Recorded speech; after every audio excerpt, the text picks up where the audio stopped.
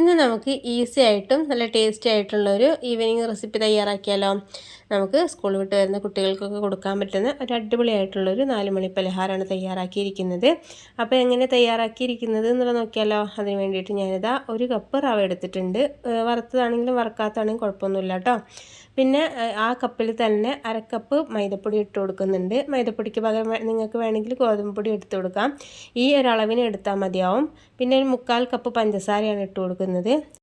അപ്പോൾ നമ്മൾ എടുത്തിരിക്കുന്നത് 1 കപ്പ് റവയും അതിലേക്ക് 1/2 കപ്പ് മൈദപ്പൊടിയും അതിലേക്ക് 1/4 കപ്പ് പഞ്ചസാരയും കൂടിയാണ് കേട്ടോ. ഈ ഒരളവിന് എടുത്താൽ മതിയാവും.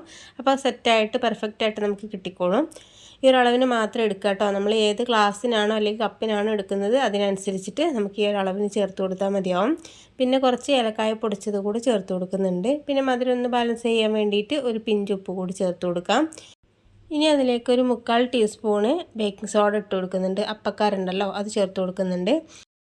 അപ്പോൾ ഇത് മോളാണ് കേട്ടോ എനിക്ക് അപ്പക്കാരിട്ട് തന്നിട്ടുള്ളത്. ഞാനിതുപോലെ എന്തെങ്കിലുമൊക്കെ ജോലി ചെയ്യുന്നതിൻ്റെ ഇടയിൽ ഹെൽപ്പ് ചെയ്യാമെന്ന് പറഞ്ഞിട്ട് അങ്ങനെ വരാറുണ്ട് കേട്ടോ. അങ്ങനെ ചെയ്തതാണേ. ഇനി നമുക്കിതെല്ലാ പൊടികളും ഒന്ന് നല്ല രീതിയിലൊന്ന് മിക്സാക്കി എടുക്കുന്നുണ്ട്. എല്ലാ പൊടിയും ഒരേപോലെ നമുക്ക് മിക്സാക്കി കിട്ടണമല്ലോ. എല്ലാ ഭാഗത്തേക്ക് എത്തുന്നത് പോലെ ഒന്ന് മിക്സാക്കി എടുത്തിട്ടുണ്ട്. ഇനി നല്ല രീതിയിൽ മിക്സാക്കിയതിന് ശേഷം അതിലേക്ക് വെള്ളം ഒഴിച്ച് കൊടുക്കുന്നുണ്ട്. ഒരു ഇളം ചൂടുള്ള വെള്ളമാണ് കേട്ടോ ഒഴിച്ച് കൊടുക്കുന്നത്. ഇളം ചൂട് എന്ന് പറയുമ്പോൾ നമ്മൾ കൈ തൊട്ടിട്ടുണ്ടെങ്കിൽ പൊള്ളാത്തൊരു പാകത്തിനുള്ള ചൂടുണ്ടല്ലോ, ആ ഒരു പാകത്തിനുള്ള ചൂടാണ് ചേർത്ത് കൊടുക്കുന്നത്. ഒരുപാട് തിളച്ച വെള്ളം ഒന്നും ഒഴിച്ച് കൊടുക്കരുത്. അപ്പോൾ മാവ് നമുക്ക് പെട്ടെന്ന് തന്നെ കുക്കായി പോകും. നമ്മൾ ഒഴിക്കുന്ന പാകം പെട്ടെന്ന് തന്നെ കുക്കായിട്ട് കട്ട കൂടാനൊക്കെ ചാൻസ് ഉണ്ട്. അപ്പോൾ ഇതുപോലെ ഇളം ചൂടുവെള്ളം മാത്രം ഒഴിച്ച് കൊടുക്കുക. നല്ല രീതിയിലൊന്ന് മിക്സാക്കി എടുക്കാം. ഈ ഒരു ബാറ്റർ റെഡി ആയിട്ടുണ്ട് കേട്ടോ. ഈ ഒരു പാകത്തിന് വേണേ ഞാൻ തവി വെച്ചിട്ടൊന്നങ്ങ് ഒഴിച്ചിട്ട് കാണിച്ചു തരാം. ഈ സമയത്ത് കണ്ടില്ലേ, ഈ ഒരു ലൂസിനാണ് നമുക്ക് ഈ ഒരു ബാറ്റർ കിട്ടേണ്ടത്. നമുക്കിത് റെസ്റ്റ് ചെയ്യാനായിട്ട് വെക്കണം. നമ്മൾ ചുട്ടെടുക്കുന്ന സമയത്ത് ഒന്നുകൂടി ഒന്ന് തിക്കായി കിട്ടും കേട്ടോ. അപ്പോൾ നമ്മളിതൊന്ന് റെസ്റ്റ് ചെയ്യാൻ വെക്കുന്നുണ്ട്. ഒരു 20 മിനിറ്റ് നമുക്ക് ഇതൊന്ന് റെസ്റ്റ് ചെയ്യുന്ന സമയം കൊണ്ട് തന്നെ ഇത് അത്യാവശ്യം തിക്കായിട്ട് കിട്ടിക്കോളും. അപ്പോൾ ഞാൻ കാണിച്ചു തരാം കേട്ടോ. ഈ ഒരു ബാറ്റർ നമുക്ക് ഈ ഒരു പാകത്തിനാണ് കിട്ടിയിട്ടുള്ളത്. ഈ ഒരു പാകത്തിന് തന്നെ വേണം കേട്ടോ. അപ്പോൾ ഒരുപാട് ലൂസായിട്ടുണ്ട് തോന്നുകയാണെങ്കിൽ 1-2 ടേബിൾ സ്പൂൺ മൈദപ്പൊടി ചേർത്ത് കൊടുത്താൽ മതിയാവും. ഇനി നമുക്ക് ചൂടായ എണ്ണയിലേക്ക് ഇത് ഒഴിച്ച് കൊടുക്കുന്നുണ്ട്. മീഡിയം ഫ്ലെയിമിൽ വെച്ചാൽ മതി. അപ്പോൾ ഇതുപോലെ ഒന്ന് പൊങ്ങി കിട്ടിക്കോളും. ഒരുപാട് എണ്ണ ചൂടായിട്ടുണ്ടെങ്കിൽ ഇതുപോലെ പൊങ്ങി കിട്ടുന്നില്ല, കറക്റ്റായിട്ട് കിട്ടില്ല കേട്ടോ. അപ്പോൾ തീയൊക്കെ ഒന്ന് കുറച്ചും കൂട്ടിയൊക്കെ ചെയ്തതിന് ശേഷം ഇതുപോലെ ഒഴിച്ച് കൊടുക്കുക. മീഡിയം ഫ്ലെയിമിൽ വെച്ചതിന് ശേഷം ഒഴിച്ച് കൊടുക്കുക. എന്നിട്ട് തീ പറ്റ കുറച്ച് വെക്കുക. എന്നിട്ട് എണ്ണയിൽ നിന്ന് കോരിയെടുക്കുന്ന സമയത്ത് ഹൈ ഫ്ലെയിമിൽ വെച്ചാൽ മതി. എന്നിട്ട് തീ കുറച്ച് വെച്ചാൽ മതി കേട്ടോ.